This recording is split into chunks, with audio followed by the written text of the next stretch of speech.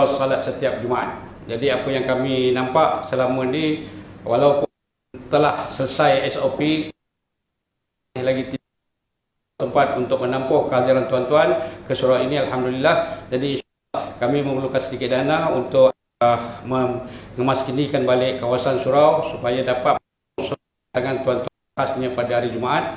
Dan juga bagi ahli karya, saya sekali lagi menunggu Ramadan dah nak mengucap sahabat, kita dah tinggalkan surau. Ya, ahli karya, mari.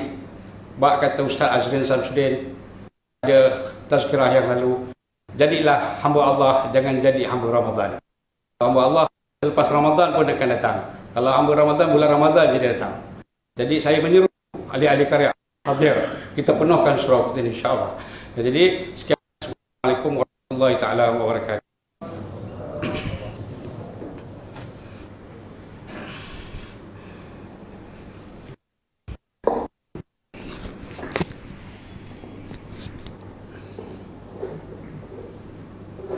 Inna Allah malaikatahu yusalluna 'alan nabi ya ayyuhalladzina amanu sallu 'alaihi wa sallimu taslima.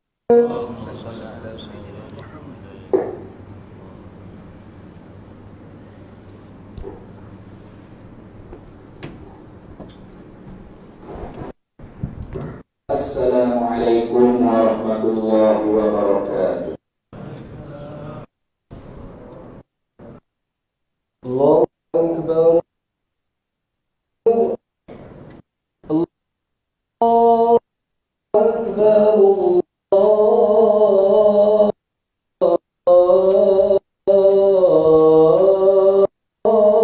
Akbar.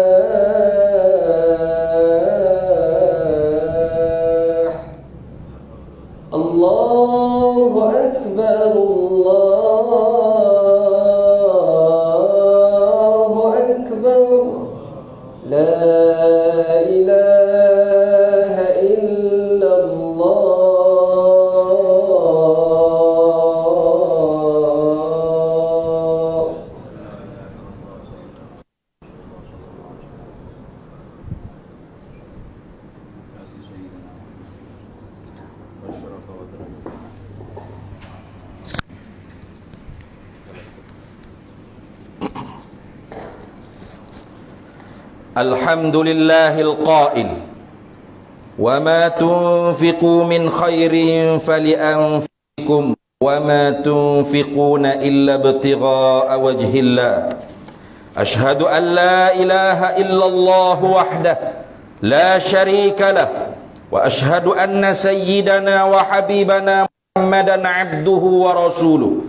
Allahumma salli wa sallim ala sayyidina Muhammad wa ala alihi wa sahbihi ajma'in, amma ba'd. Faya ayyuhal muslimun, ittaqullah, usikum wa iyaya bitaqwallah, faqad fazal muttaqun. Qala Allah ta'ala, ya ayyuhalladzina amanu ittaqullaha haqqa tuqatih wa la tamutunna illa wa antum muslimun. Hadirin Jumaat yang dirahmati Allah sekalian, marilah kita tingkatkan ketakwaan kita kepada Allah, menunaikan segala perintahnya dan meninggalkan segala larangannya. Semoga kita mendapat keredaannya di dunia dan di akhirat. Hari ini bertajuk mencari keredaan Allah dengan berwakaf. Hadirin yang dirahmati Allah, wakaf merupakan sebahagian amalan yang untuk mendekatkan diri kepada Allah. Mereka yang berwakaf akan mendapat keredaan Allah.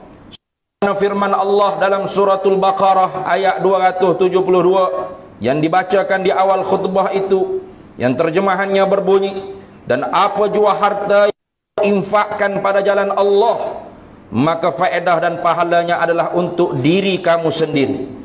Dan kamu pula tidaklah menginfakkan sesuatu melainkan kerana menuntut keredaan Allah. Institusi wakaf ketika dahulu berfungsi dan berkembang sebagai salah satu faktor untuk membina. Peranannya besar sehingga mampu menyediakan kemudahan infrastruktur yang menyeluruh, meliputi kemudahan awam seperti dalam sektor pendidikan, kesehatan dan pelbagai bentuk kebajikan yang lain. Muslimin yang dirahmati Allah, kejayaan wakaf era moden dapat dilihat dengan tertegaknya empayar Turki Uthmaniyah. Mereka bukan sahaja menjadikan wakaf sebagai salah satu ibadah, malah telah menjadikan satu budaya dalam kehidupan mereka. Wakaf dalam sektor pendidikan khususnya dapat dilihat dengan terbinanya lebih daripada 140 buah universiti yang dibina daripada dana wakaf. Antara universiti terawal yang terbina dari dana wakaf ialah Universiti Qarawiyyin di Maghribi, diwakafkan pada tahun 856 Masihi. Universiti Al-Azhar Al-Sharif Mesir 930 Masihi, dan Universiti Al-Fatih Turki pada tahun 1470 Masihi. Kesemua universiti ini masih beroperasi dan melahirkan ilmuwan setiap tahun. Demikian juga wakaf dalam sektor kesehatan yang berkembang sejak kurun yang ke-9 Masihi. Ia telah berfungsi memberi rawatan percuma kepada masyarakat. Antaranya di Mesir, Hospital Ibn Tulun tahun 872 Masihi diwakafkan sendiri oleh Sultan Ibn Tulun. Ia merupakan hospital wakaf pertama dalam dunia Islam. Antara lain Hospital Al-Mansuri diwakafkan pada tahun 1284 Masihi, dan banyak lagi hospital wakaf seperti di Cordova dan Baghdad. Semua bentuk wakaf ini adalah dari sumber wakaf tunai bagi membina aset kekal yang manfaatnya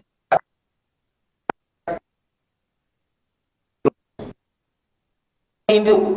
Jawab Fatwa Negeri Selangor kali ke-5 2017 yang bersidang 12 Oktober 2017 memutuskan bahawa harus melaksanakan wakaf tunai sebagai harta wakaf.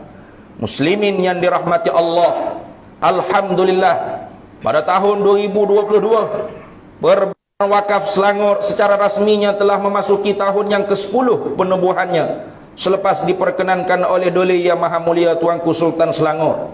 Berkat kerjasama dari semua pihak, nilai harta wakaf di Selangor terus meningkat.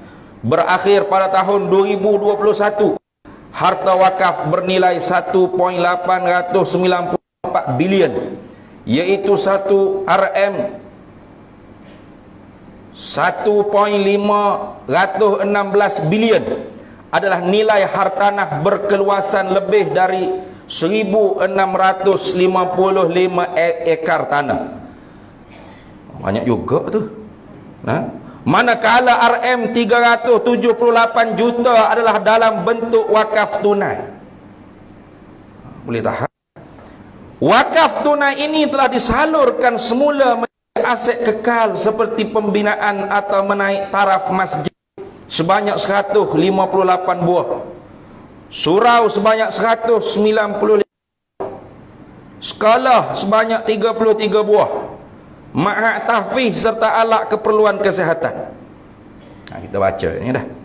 Dalam tempoh 5 tahun yang mendatang, Perbadanan Wakaf Selangor telah merancang sebanyak 12 buah projek baru pembangunan tanah wakaf, yaitu meliputi pembinaan masjid, stesen minyak dan perumahan yang menelan sebanyak RM 147 juta. Di samping itu terdapat juga lebih dari 200 buah institusi yang sedang membuat kutipan wakaf khas yang dikawal kutipannya oleh Perbadanan Wakaf Selangor. Hadirin yang dimuliakan oleh Allah, ingatlah, harta wakaf ini adalah milik Allah selama-lamanya. Apabila harta tersebut telah diwakafkan, maka hak pewakaf dari segi pemilikan telah terputus dan tidak boleh diambil semula. Maka menjadi tanggungjawab pentadbir harta wakaf untuk meneruskan jariah agar disalurkan kepada manfaat ummah. Bagi sesiapa yang tergamak berhasrat untuk mengambil semula harta wakaf tersebut, hukumnya adalah haram, maka ia seperti tergolong dalam orang yang tamak serta sikap buruk seorang muslim.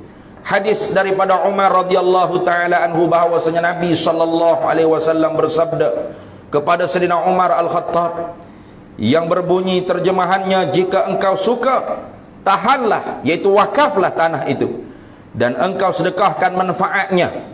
Maka Umar pun menyedekahkan manfaatnya dengan syarat tanah itu tidak akan dijual, tidak akan dihebah, dan tidak akan diwariskan. Riwayat Muslim. Hadirin sekalian, dalam kita sedang bercadang, berkira-kira atau berniat untuk berwakaf, ingatlah firman Allah Ta'ala dalam surat As-Saba ayat 39, wa ma anfaqtum syai'in fahuwa yukhlifuh, dan apa sahaja yang kamu dermakan, maka Allah akan menggantikannya. Jangan khawatir, semakin banyak kita berwakaf, maka semakin banyak yang Allah akan gantikan. Jangan kita takut dengan janji Allah. Sahabat Nabi SAW seperti Sayyidina Abu Bakar As-Siddiq menginfakkan seluruh hartanya. Sayyidina Uthman pula separuh daripada hartanya. Di sini bahawa dengan keimanan dan keyakinan yang tinggi dalam kalangan para sahabat, mereka tidak berkira-kira untuk memberi sumbangan Allah. Nabi SAW sendiri dalam bulan Ramadan khususnya menjadi orang yang paling dermawan, sebagaimana disebut di dalam hadis yang diriwayatkan oleh Ibnu Abbas radhiyallahu ta'ala. Fala Rasulullah sallallahu alaihi wasallam ajwadu bil khairi minar rihil mursalah. Maka Nabi sallallahu alaihi wasallam sangat dengan kebaikan, lebih pantas daripada angin yang bertiup kencang. Rawahul Bukhari. Hadis yang diriwayat oleh Imam Bukhari. Hadirin yang dikasihi Allah sekalian, di kesempatan ini pihak Perbadanan Wakaf Selangor ingin mengucapkan ribuan terima kasih di atas segala kerjasama dan sokongan para pewakaf selama ini. Hanya Allah Ta'ala yang dapat membalas dan menerima amalan kita semua. Teruskanlah berwakaf dalam pelbagai bentuk yang diperkenalkan, yaitu pindahan wang dalam talian online transfer, potongan gaji bulanan serendah RM RM1, tabung-tabung wakaf tunai di masjid terpilih, premis-premis kerajaan, stesen minyak terpilih, kaunter lembaga zakat Selangor, serta ejen penerangan individu. Semoga lebih banyak manfaat dapat disebarluaskan. Dan jangan juga lupa kita untuk berwakaf kepada pembinaan surau kita ini sendiri. Semoga dengan wakaf kita terhadap surau An-Nur ini boleh memberikan keselesaan untuk jemaah-jemaah yang hadir terutamanya pada hari Jumaat. Setiap nilai dan bentuk wakaf yang diberikan, semua itu akan menjadi bekalan yang terbaik untuk kita di hari akhirat nanti. Muslimin sekalian, mengakhiri khutbah hari ini, suka khatib ingin berpesan buat diri ini dan hadirin jemaah sekalian. Yang pertama, umat Islam hendaklah yakin akan janji Allah. Allah akan memberi pahala berterusan kepada pewakaf selagi wakafnya terus dimanfaatkan. Yang kedua, umat Islam infakkan harta yang terbaik dan paling disayangi akan mendapat penghargaan yang tinggi di sisi Allah Subhanahu wa taala. Yang kedua ni yang paling penting. Tabung-tabung masjid, tabung-tabung surau, tabung-tabung madrasah, janganlah kita masukkan duit yang hancur. Duit RM1 yang seletik 2-3 seletik dah. Ini perangai banyak sangat di kalangan kita. Nah, bila nak sedekah ke masjid surau saja, duit yang buruk-buruk yang dipilih untuk masuk. Pilih yang terbaik. Pilih duit yang bagus. Kalau boleh yang bau keluar daripada bank tu. Bau sedap bau dia. Itu lan tanalul birra hatta tunfiqu mimma tuhibbun. Tidak mencapai kebajikan dalam bersedekah itu sehingga kamu berinfak, bersedekah, berwakaf yang paling kamu sayangi. Itu. Jadi kita sendiri tidak suka kalau orang beri duit buruk. Kita beli ke kedai barangan, kalau cashier bagi duit yang buruk, minta tukar balik, buruk duit ni. Gitu kan? Takkan kita nak sedekah ke surau, ke masjid, ke madrasah, ke pondok dengan duit yang hancur buruk gitu. Baik tak payah sedekah. Ini perlu kita kena ambil perhatian bersama. Yang ketiga, teruskanlah berwakaf, khususnya di penghujung bulan Ramadan yang mulia ini, dengan harta yang ada supaya dapat memberi manfaat kepada orang lain. A'udzu billahi minasyaitonir rajim. Lan tanalul birra hatta tunfiqu ma tuhibbun wa ma tunfiqu min syai'in fa innallaha bihi alim. Kamu tidak sekali-kali akan mencapai hakikat kebajikan dan kebaktian yang sempurna sebelum kamu dermakan sebahagian pada apa yang kamu sayangi. Dan sesuatu apa jua yang kamu dermakan, maka sesungguhnya Allah Subhanahu wa taala mengetahui. Surat Ali Imran ayat 92. Barakallahu li wa lakum fil Qur'anil azim wa nafa'ani wa iyyakum ma fihi min ayati wa dzikril hakim wa taqabbala minni wa minkum tilawah innahu huwas sami'ul alim. Aqulu qawli hadza wa astaghfirullahal azim li wa lakum wa lisairil muslimin wal muslimat fastaghfiruh innahu huwal ghafurur rahim. Allahumma inna nas'aluka bihurmati hadha yawmi mubarak an takshifa 'anna qurbatana wa an taghfir lana dhunubana wa an tarzuqna min haythu la nahtasib birahmatika ya arhamar rahimin walhamdulillahi alamin. Alhamdulillahilladzi ja'alana minal muslimin wa razaqana minat thayyibat. Asyhadu an la ilaha illallah wahdahu la syarika lah wa asyhadu anna sayyidana Muhammadan abduhu wa rasuluh. Allahumma salli wa sallim wa barik ala sayyidina Muhammad wa ala alihi wa sahbihi wa man tabi'ahum bi ihsan ila yaumiddin. Amma ba'du faya ibadallah ittaqullah usikum wa iyaya bitaqwallah faqad fazal muttaqun. Hadirin yang dirahmati Allah sekalian, marilah sama-sama kita bertakwa kepada Allah dengan melakukan ketaatan kepadanya dan menjauh diri daripada perbuatan keji dan maksiat.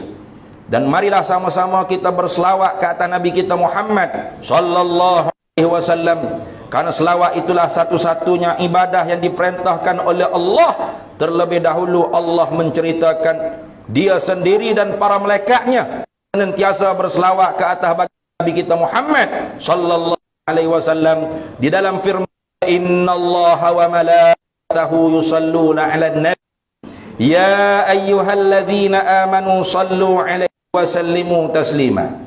Allahumma salli 'ala sayyidina Muhammad wa 'ala ali sayyidina Muhammad kama sallaita 'ala sayyidina Ibrahim wa 'ala ali sayyidina Ibrahim wa barik 'ala sayyidina Muhammad wa 'ala ali sayyidina Muhammad kama barakta 'ala sayyidina Ibrahim wa 'ala ali sayyidina Ibrahim fil 'alamin innaka Hamidum Majid.